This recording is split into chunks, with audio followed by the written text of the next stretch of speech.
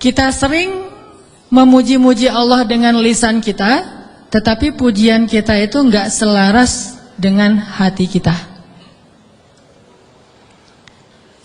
Kita sering berzikir menyebut keagungan Allah dengan kalimat subhanallah, alhamdulillah, Allahu akbar, masya Allah, dan seterusnya. Kita memuji Allah dengan pujian-pujian yang indah, tetapi seringkali pujian itu tidak ada di dalam hati kita. Sehingga saya suka menyebut ini dengan istilah zikir yang agak-agak gombal. Kalau kita ngegombal kepada manusia, kadang dia percaya gitu.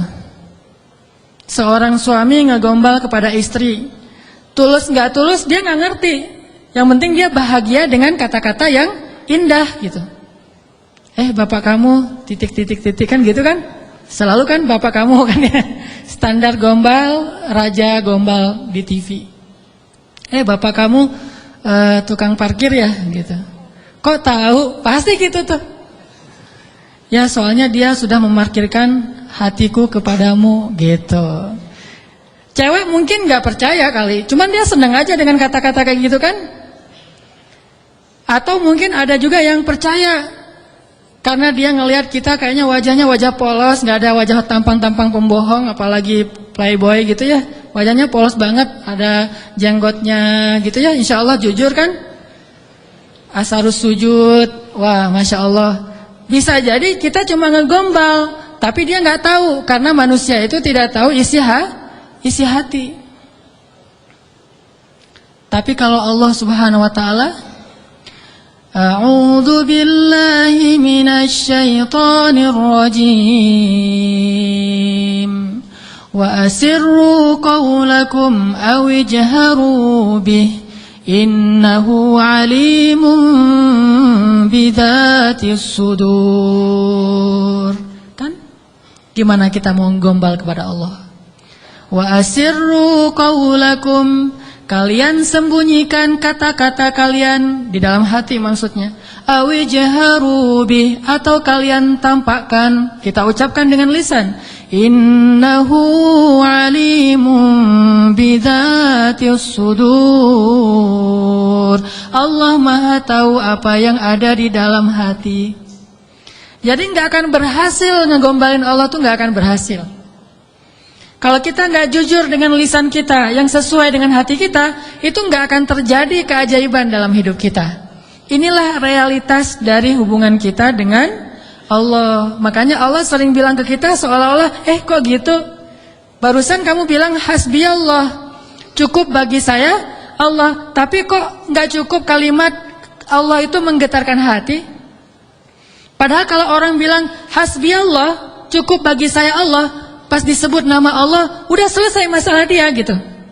Contoh, ada musibah, terus temannya bilang, tenang, ntar Allah ganti dengan yang lebih baik. Kan disebutkan nama Allah, tenang, ntar Allah ganti dengan yang lebih baik. Oh ini ada doa nih, wakhluf li khairam minha, ya Allah beri saya ganti yang lebih baik. Apakah kata-kata ini cukup buat kita sehingga kita tenang? Sehingga kita tidak lagi terus-terusan dalam keputusasaan terhadap musibah-musibah yang kita hadapi? Kalau enggak, berarti kita gombal mengatakan hasbiyallah. Katanya hasbiyallah, kok enggak cukup sih Allah buat kita? Padahal Allah berfirman di dalam Al-Quran, innamal mu'minun,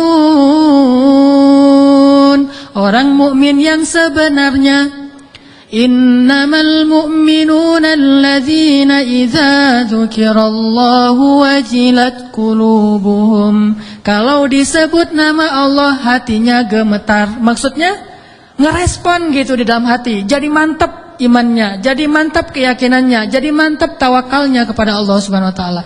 Benar enggak sih hasbiyallah? Coba. Kalau lagi bete, lagi ilfil, lagi nggak mood aja nih, lagi sedih, lagi galau berat. Yang buat bete, ilfil, galau berat kita itu reda apa? Jujur ya. Apakah sholat? Apakah jalan-jalan? Apakah makan-makan enak? Apakah main game? Apakah dengar musik? Apakah nonton film yang baru keluar? Mana yang paling gampang buat bete kita hilang? Itu jujurnya tuh. Kalau misalnya kita lagi bete, wudu, sholat, Allah Akbar, selesai sholat, hilang tuh bete. Berarti benar, hasbunallah, hasbiyallah. Tapi kenyataannya termasuk saya nih, gak gitu-gitu amat. Begitu ada masalah, sholat. Begitu selesai sholat, ini nonton di mana ya? Sama aja kan? Sholat sih, cuman habis sholat ternyata belum cukup, belum hilang juga nih. Saya udah sholat, saya udah zikir, saya udah doa, saya udah tilawah Al-Quran, saya malah udah tahajud, udah puasa, tapi belum hilang juga, masih ilfil banget nih. Ya, mau cari makan enak mau makan yang pedas-pedas gitu, atau mau cari kopi, berarti belum hasbun, belum cukup, masih butuh tambahan. Memang berpengaruh, tapi belum cukup. Salat ya menenangkan, cuma belum bisa menyelesaikan masalah. Berarti kita masih gombal dalam zikir kita. Makanya Allah bilang, kok gitu? Katanya saya cukup buat kamu. Kok kamu masih mencari solusi yang lain setelah saya? Kok kamu masih menyekutukan saya dalam mencari jalan keluar terhadap masalah-masalah kamu? Berarti kamu tuh gak benar ngomongin hasbi Allah. Orang yang benar-benar mengatakan hasbi Allah tuh kayak Ibrahim tuh. Ketika dia masuk ke dalam api, dilemparkan ke dalam bara api, tiba-tiba Jibril datang kepada Ibrahim mengatakan, "Ya Ibrahim, alaka hajah? Apakah kamu punya sesuatu yang kamu butuhkan? Sal, tu'ta, minta kepada saya, nanti saya akan kabulkan." Kata Jibril. Apa kata Ibrahim? "Amma ilaik fala." Kepada kamu? Enggak. Saya tidak butuh siapapun. Hasbiyallah wa ni'mal wakil. Baru Allah padamkan tuh api, keajaiban. Kenapa kita mengucapkan banyak kalimat zikir tapi tidak terjadi keajaiban-keajaiban dalam hidup kita?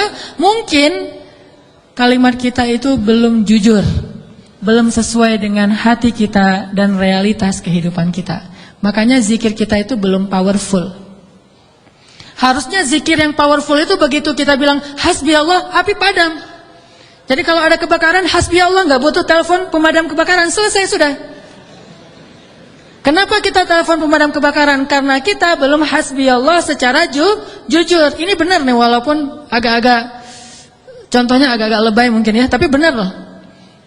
Kenapa kita ketika nggak usah api yang membakar rumah lah, nggak usah kebakaran, hal sepele aja, masalah perasaan, masalah lapar. Bukankah Nabi mengatakan nanti makanan orang di akhir zaman adalah kalimat la ilaha illallah?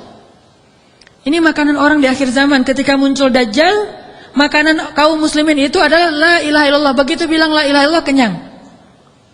Itulah orang yang selamat di masa Dajjal. Kira-kira kalau sekarang Dajjal keluar, kita selamat nggak? Cari tahunya gimana? Kalau teman-teman lapar, coba bilang la ilaha illallah. Lapar, masih lapar atau udah kenyang? Pasti masih lapar ya. Karena kita nggak menganggap Allah segalanya, hasbi Allah. Tapi nanti di akhir zaman, ketika Dajjal muncul, Nabi mengatakan makanan mereka pada saat itu adalah zikir subhanallah, alhamdulillah, Allahu akbar, la ilaha illallah. Itulah makanan mereka. Begitu mereka bilang subhanallah, la haula wala quwata illa billah, langsung kenyang. Anaknya bilang, "Pa, lapar." Bilang la haula wala quwata illa billah. La haula wala quwata illa billah, gimana? Udah kenyang. Ya tuh. Itu benar-benar umat akhir zaman banget tuh. Kalau kita kayaknya bukan umat akhir zaman. Umat zaman edan. Kita ucapin la ilaha illallah masih lapar, sholat masih galau, udah zikir sekian ribu masih sedih, masih sakit hati. Kenapa? Karena kalimat kita itu belum jujur. Kok gitu kalimat kamu, kata Allah kepada kita. Karena Allah tahu isi hati kita.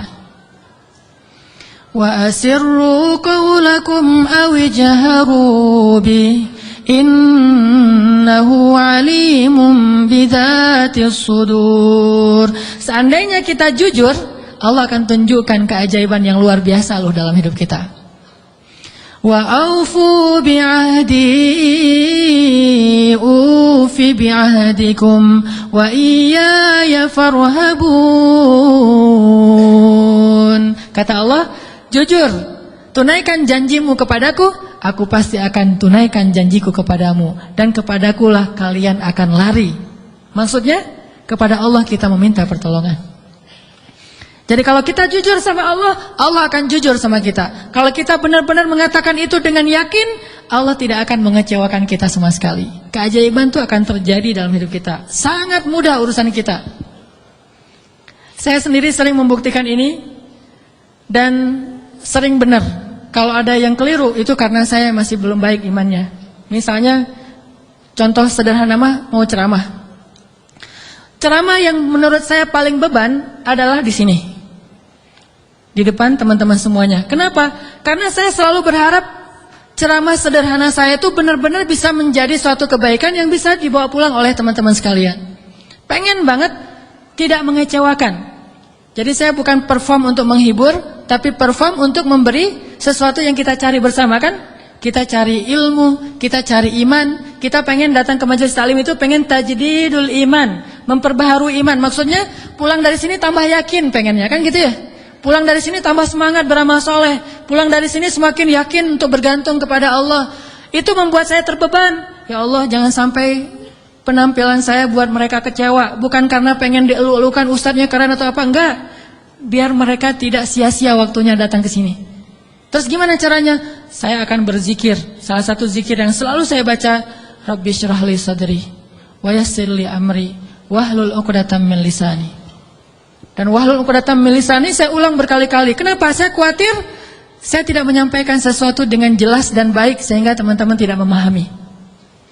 Wa yassir li amri wahlul 'uqdatam min lisani yafqahuna qauli. Dan ternyata setelah membaca ayat atau zikir ini, Allah seperti memudahkan. Muncul terus saja materinya itu yang dulu udah lama dibaca, muncul lagi. Dan itu nggak dikonsep. Teman-teman bisa nanya kepada orang-orang dekat saya, teman atau istri saya jarang konsep materi ini, malam ini mau bahas ini, terus nyusun dulu, apalagi buat slide, itu bukan saya banget lah. Modalnya tuh benar-benar, saya mengonsep materi, mencari bahan, itu ketika saya di Mesir dulu, itu masa-masa mencari bahan. Sekarang bukan masa mencari bahan, masa memahami realitas untuk menawarkan bahan ini loh. Dulu di Mesir nyari bahan baca, dengerin terus saja selama 6 tahun. Sekarang diingat-ingat, yang mana ya? Yang ini. Oh ya, sampein. Artinya doa Rabbi syrah li sadri itu benar-benar memudahkan urusan. Termasuk kalau misalnya kita lagi ada masalah sama seseorang. Kita doa, ya Rabbi, mudahkan urusan saya. Mudah enggak? Kalau kurang mudah, berarti kita belum benar-benar jujur dalam kalimat kita kepada Allah. Jujur gimana? Kita yakin enggak sih Allah yang memudahkan urusan kita? Kalau kita yakin banget, Allah akan tunjukkan keajaiban yang luar biasa. Seperti cerita kemarin tuh. 2 orang yang saling berhutang kan? Yang satu memberi hutang dan bertanya, siapa saksinya? Kata yang berhutang, Allah saksinya, boleh enggak? Kata yang memberi hutang, oh boleh, Allah itu sebaik-baik saksi dan itu jujur, yakin gitu. Coba kalau kita lakukan itu sekarang, mungkin kita akan dikhianatin, akan dirugiin sama banyak orang. Kenapa? Karena nggak yakin banget kepada Allah SWT. Masih ada setitik ragu. Ntar kalau dia bohong gimana? Bukankah ada Allah? Ntar kalau dia lupa gimana? Bukankah ada Allah? Ntar kalau dia berubah pikiran gimana? Bukankah ada Allah? Ntar kalau dia hilang tiba-tiba nggak membayar hutang gimana? Bukankah ada Allah? Bukankah ada Allah? Ini jarang kita ucapkan. Kita masih ragu walaupun kita mengatakan hasbiyallah, hasbunallah. Makanya jarang ngelihat keajaiban.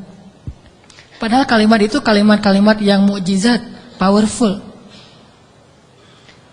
Sebagian mungkin pernah dengar cerita Imam Hasan Al-Basri. Tahu Imam Hasan Al-Basri? Salah satu ulama generasi tabi'in, generasi kedua.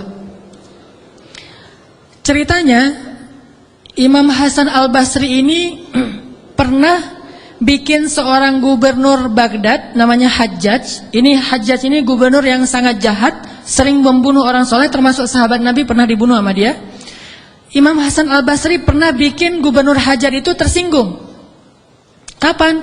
Ketika Imam Hasan Al-Basri diundang ke rumah gubernur Hajjaj bersama beberapa ulama yang lain, beberapa tokoh masyarakat diundang ke rumah barunya, istana gitu. Jadi Raja Hajjaj ini suka bikin istana terus pamer. Ngundang nih. Diundang orang-orang penting, minta semacam testimoni gitu, minta komentar. Jadi kalau bahasa kita mah ngeposting di sosial media terus nunggu gimana menurut kalian. Jadi yang komennya tuh macam-macam ditungguin sama dia. Nanya ke setiap orang yang tamu yang diundang, gimana menurut kamu istana saya? Rata-rata mengatakan ini bagus, istana pertama yang saya lihat yang paling indah segala macam. Bahasa-bahasa memuji lah. Dan gak jujur. Begitu giliran Hasan Al-Basri, ya Syekh Hasan, gimana menurut Syekh tentang istana saya? Syekh Hasan mengatakan, saya sama sekali tidak tertarik dengan semua ini. Sesungguhnya apa yang ada di sisi Allah lebih baik daripada apa yang ada di sisi Anda.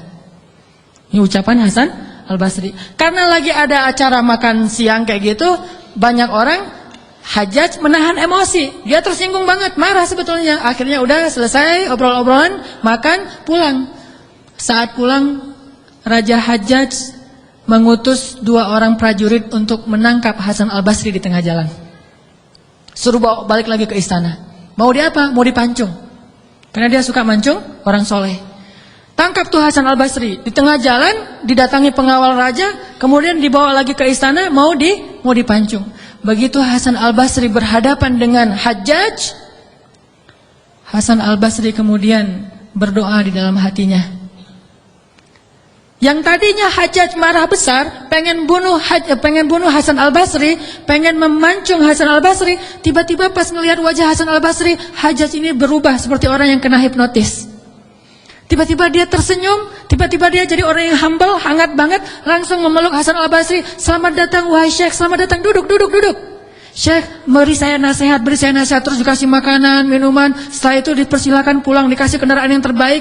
Sampai akhirnya Hasan Al-Basri keluar dari istana.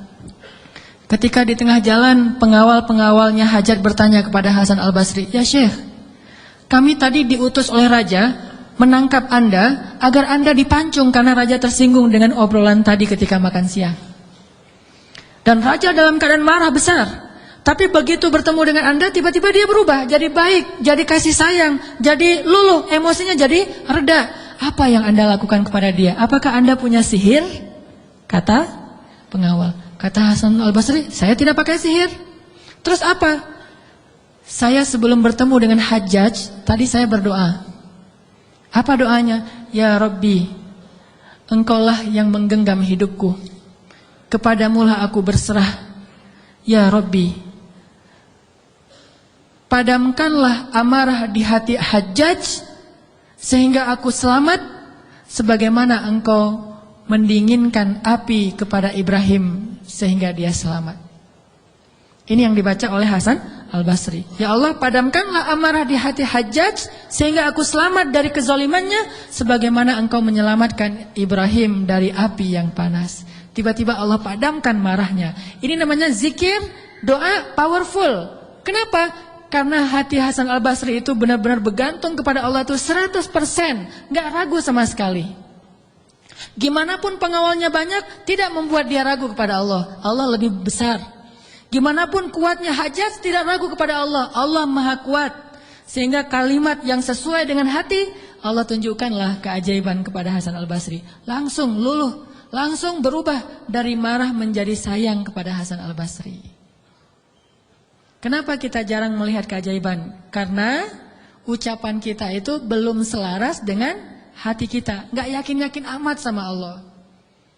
Sering bilang la haula wala quwata illa billah, tapi kita masih yakin ada kekuatan lain yang mempengaruhi hidup kita. Padahal kata Nabi kepada Ibnu Abbas, kalau semua orang berkumpul dan ingin menolong kamu, mereka tidak dapat menolong kamu kecuali dengan seizin Allah. Kalau mereka semua berkumpul ingin mencelakai kamu, mereka tidak bisa mencelakai kamu kecuali dengan ketetapan Allah. Allah, Allah, Allah, di tangannya lah segala kebaikan, di tangannya lah segala kerajaan.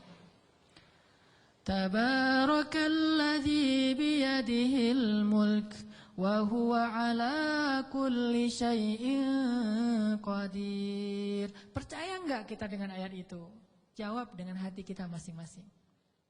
Kalau kita percaya, baru terjadi keajaiban dalam hati kita.